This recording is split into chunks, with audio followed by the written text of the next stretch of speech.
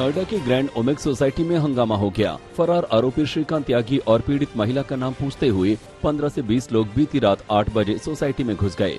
Society वालों ने आरोप लगाया कि ये श्रीकांत के गुंडे हैं और पीड़ित परिवार को धमकाने आए हैं। सोसाइटी में गुंडे घुसे हैं, ये खबर सुनकर सांसद महेश शर्मा भी वहाँ पहुँचे। उन्होंने पुलिस की कार्यशैली पर नाराजगी जताई। महेश शर्मा ने एसीएस अवनीश अवस्थी को फोन करके विरोध दर्ज कराया और कहा कि मुझे शर्म आ रही है कि राज्य में हमारी सरकार है। एक मिनट रुकिए, गृह सचिव अवनीश जी, डॉक्टर महेश बोल रहा हूँ मैं। अवनीश जी, ये सोसाइटी में जो श्रीकांत त्यागी वाला केस हुआ है, कल ही हम लोगों ने किसी तरह जनता से बचाकर 48 घंटे का समय मांगा। आज उसके 15-20 लड़के फिर सोसाइटी में आते हैं। 1000 से लोगों की ज्यादा की भीड़ है। यहाँ के एसीपी यहाँ खड़े हैं, उनकी 15 लोग कैसे आ गए, हमें शर्मिंदगी महसूस हो रही है। पुलिस वाले तक की यहाँ व्यवस्था नहीं थी, ये स्थिति है। आप पूछिए उनके कमिश्नर से। मैंने जब लव कुमार को फोन किया, जब रणविजय को, तब यहाँ पुलिस आई है। मेरे जिलाध्यक्ष, हम यहाँ पर हैं, हमें शर्मिंदगी महसूस हो रही है ये कहते हुए कि हमारी सरकार है। पता करिए उनसे कि 15 लड़के कैसे इस सोसाइटी में है। अवनीश अवस्थी जी, देखिएगा, इससे बड़ी शर्म की बात नहीं हो सकती। गौतम बुद्ध नगर पुलिस कमिश्नर ने फेज 2 थाना प्रभारी को सस्पेंड कर दिया है। आरोप है कि पुलिस ने ओमेक्स सोसाइटी की सुरक्षा में लापरवाही बरती, जिसकी वजह से अज्ञात लोग वहां घुस गए। सोसाइटी में गुंडों के घुसने की खबर पर नोएडा के विधायक, पुलिस कमिश्नर और डीएम भी वहां पहुंचे। पीड़ित परिवार से मिलने के बाद कमिश्नर ने कहा कि उन्हें पूरी सुरक्षा दी जाएगी। जो लोग जबरदस्ती घुसे थे, उनमें से 6 को गिरफ्तार कर लिया गया है। पूछताछ जारी है। श्रीकांत त्यागी की गिरफ्तारी के लिए यूपी के बाहर भी टीमें भेज दी गयी है। फैमिली की व्यक्तिगत सुरक्षा के लिए मैंने गनर उनको उपलब्ध करा दिए हैं, जो पूरे समय उनके साथ रहेंगे। यहाँ की सोसाइटी के बाहर की जो सुरक्षा व्यवस्था थी, उसके बारे में कुछ प्रश्न थे और उस कंपनी के विरुद्ध उनको डीलिस्ट करने के लिए जॉइंट सीपी को मैंने बताया, वो कार्रवाई आगे करेंगे। जो उनके द्वारा जो सुरक्षा बरती जानी चाहिए थी वो नहीं की। और सोसाइटी के बाहर समूची सुरक्षा व्यवस्था सुनिश्चित की जा रही है। इसके लिए दोनों तरफ से बैरिकेडिंग करके राउंड द क्लॉक यहाँ पर जो पहले से पुलिस बल था उसको और बढ़ाया जा रहा है। पहले एक सब इंस्पेक्टर 4 सिपाही यहाँ लगे हुए थे, उसको और बढ़ाकर एक यहाँ पर दोनों तरफ बैरिकेड करके इस सोसाइटी में आने वाले जितने भी लोग हैं उनके विरुद्ध उनको चेक करके तभी अंदर आने दिया जाएगा। श्रीकांत त्यागी की अवैध संपत्तियों को ध्वस्त किया जाएगा। डीएम सुहास अलवाई ने कहा कि उसकी संपत्ति का पता लगाने के लिए टीम गठित की गई है। श्रीकांत त्यागी का कारोबार क्या था, इसकी भी जांच की जा रही है। गैर कानूनी कार्य पाए जाने पर बुलडोजर भी चलेगा। डीएम ने नोएडा अथॉरिटी से कहा है कि वो श्रीकांत की प्रॉपर्टी डिटेल्स निकालें। अक्यूज द्वारा कुछ अवैध अतिक्रमण भी किया गया है और नोएडा प्राधिकरण से वार्ता हुई है। नोएडा प्राधिकरण की टीम कल सुबह यहाँ रहेगी और अवैध अतिक्रमण की ध्वस्तीकरण की कार्रवाई नियमानुसार की जाएगी। साथ ही में जो भी अक्यूज की अन्य व्यावसायिक गतिविधियां हैं उसके बारे में भी कुछ सूचनाएं मिली है। उसके लिए तत्काल टीम गठित किया गया है, विभिन्न विभागीय टीम गठित किया गया है और उन टीम्स द्वारा उनकी जो अन्य व्यावसायिक गतिविधियां है उस पर भी जो कानूनी जांच करते हुए नियमानुसार कानूनी कार्रवाई की जाएगी। हम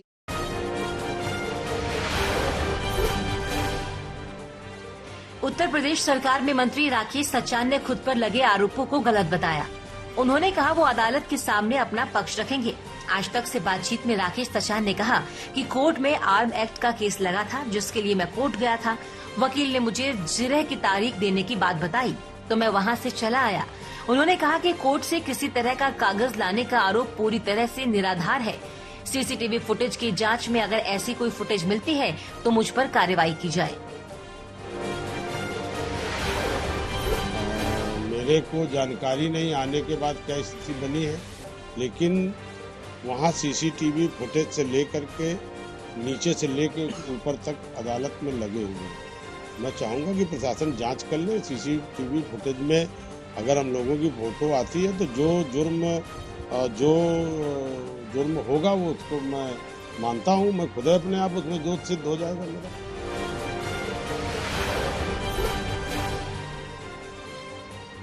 गैर जमानती वारंट जारी होने के बाद यूपी सरकार के मंत्री संजय निषाद ने कहा कि वो 10 अगस्त को अदालत के सामने अपने पक्ष रखेंगे।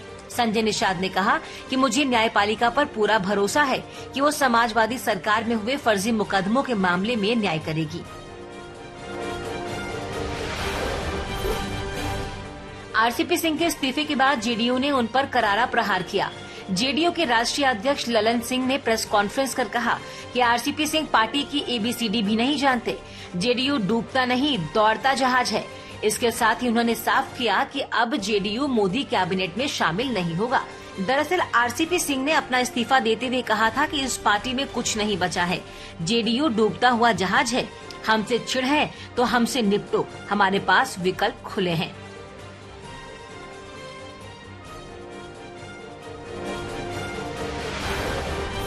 जनता दल यूनाइटेड जो है डूबता हुआ जहाज है। क्या जानते हैं जनता दल यूनाइटेड?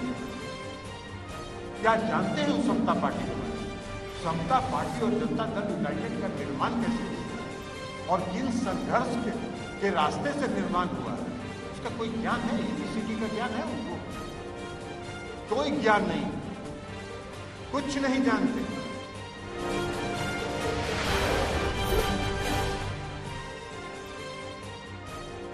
आरसीपी सिंह के इस्तीफे के बाद जेडीयू और बीजेपी के बीच में भी टकराव बढ़ गया है। जनता दल यूनाइटेड के राष्ट्रीय अध्यक्ष ललन सिंह ने इशारों में आरसीपी सिंह के बहाने बीजेपी पर निशाना साधा। ललन सिंह ने कहा कि कुछ लोग जेडीयू के खिलाफ षड्यंत्र रच रहे थे और चिराग पासवान मॉडल की तरह एक और मॉडल बनाने की तैयारी कर रहे थे। उन्होंने कहा कि अब नीतीश कुमार के खिलाफ कोई षड्यंत्र चलने वाला नहीं। 2020 में चिराग पासवान मॉडल इस्तेमाल किया गया था और अब दूसरा मॉडल तैयार किया जा रहा था। नीतीश कुमार जी के नेतृत्व में सतर्क है, कोई षड्यंत्र यहाँ चलने वाला नहीं। एक मॉडल इस्तेमाल किया गया था 2020 के विधानसभा के चुनाव में, चिराग मॉडल, और दूसरा चिराग मॉडल तैयार किया जा रहा है।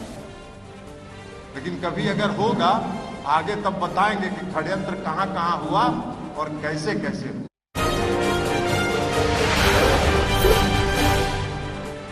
मुख्यमंत्री अशोक गहलोत के बयान पर राजस्थान में सियासत गरमाई हुई है। बीजेपी समेत विरोधी पार्टियों ने अशोक गहलोत से माफी की मांग की। केंद्रीय मंत्री गजेंद्र सिंह शेखावत ने कहा कि राजस्थान के मुख्यमंत्री अपनी नाकामियों को छुपाने के लिए इस तरह के बयान दे रहे हैं जो शर्मनाक है।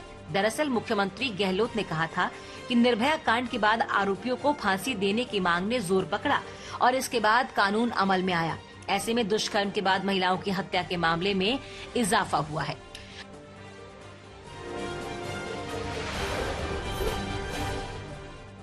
विवाद के बाद में मुख्यमंत्री अशोक गहलोत अपने बयान पर अड़े दिखे। अशोक गहलोत ने कहा कि उन्होंने जो कहा वो सच्चाई है, लेकिन बीजेपी उनके बयान को मुद्दा बना रही है। हिंसा बढ़ रही है, धर्म के नाम पे हो रहा है, ये तमाम जो माहौल बन रहा है, कहीं रेप हो रहे हैं बच्चों के साथ में, और बच्चों में जब से कर दिया है कि भाई उसको फांसी सजा मिलेगी। अभय कांड जो निर्भया के बाद में जो कर दिया है कि आपको फांसी सजा मिलेगी, ठीक है। उसके बाद में हत्याएं बहुत ज्यादा होने लगती बच्चियों में।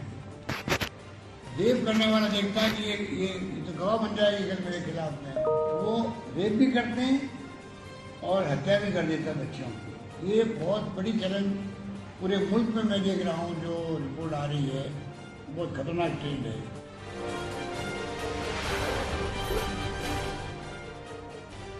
घर घर तिरंगा अभियान और तिरंगा यात्रा को लेकर घमासान थम नहीं रहा। अब कांग्रेस नेता अधीर रंजन चौधरी ने आरएसएस के बहाने पीएम मोदी पर कटाक्ष किया। अधीर रंजन चौधरी ने आरएसएस के 52 साल तिरंगा न फहराने को लेकर सवाल किया। साथ ही ट्विटर पर लिखा कि मोहन भागवत प्रधानमंत्री मोदी की नहीं सुनते हैं।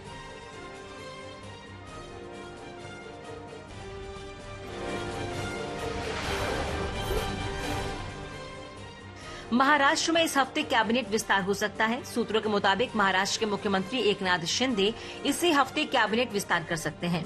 जानकारी के मुताबिक एकनाथ शिंदे करीब 15 मंत्रियों को अपने पहले मंत्रिमंडल विस्तार में शामिल कर सकते हैं। इसके साथ ही उप मुख्यमंत्री देवेंद्र फडणवीस को महत्वपूर्ण गृह विभाग दिए जाने की संभावना है। शिंदे और फडणवीस ने 30 जून को मुख्यमंत्री और उप मुख्यमंत्री के रूप में शपथ ली थी, लेकिन इसके बाद कैबिनेट विस्तार नहीं किया गया। जिसे लेकर तमाम विपक्षी नेता हमलावर हैं।